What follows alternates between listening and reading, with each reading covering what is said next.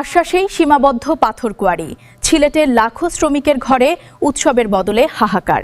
বিস্তারিত দেখুন প্রতিবেদনে। আজ মহান মে দিবস। যখন বিশ্বজুড়ে শ্রমিকদের অধিকার রক্ষার স্লোগান গুঞ্জরিত হচ্ছে, তখন সিলেটের পাথরকুয়ারি অঞ্চলের চিত্র সম্পূর্ণ উল্টো। দীর্ঘ সময় ধরে কুয়ারিগুলো বন্ধ থাকায় মানবেতর জীবনযাপন করছেন এই অঞ্চলের কয়েক লাখ শ্রমিক ও তাদের পরিবার। নির্বাচনের আগে দেওয়া পাথরকুয়ারি খুলে দেওয়ার প্রতিশ্রুতি বাস্তবায়ন না হওয়ায় শ্রমিকদের মধ্যে এখন চরম ক্ষোভ ও হতাশা বিরাজ করছে। বিগত সংসদ নির্বাচনে সিলেট ৪ আসনে বিপুল ভোটে বিজয়ী হন সিলেটের বিএনপি মনোনীত প্রার্থী আরিফুল হক চৌধুরী। নির্বাচনী প্রচারকালে তার প্রধান প্রতিশ্রুতি ছিল, নির্বাচিত হলে আইনি জটিলতা কাটিয়ে পাথরকুয়ারিগুলো পুনরায় চালু করবেন।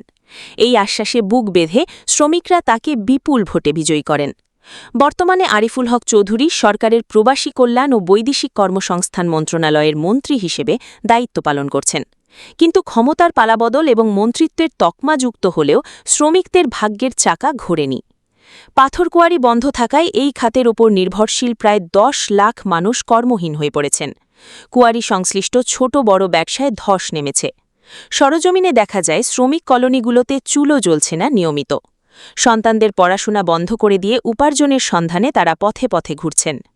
দাদন ও ঋণের ভারে জর্জরিত হয়ে পড়েছেন কয়েক হাজার শ্রমিক পরিবার। মে দিবসে শ্রমিক পরিবারের কাছে কোনো আনন্দ নাই, শুধু কান্না আছে।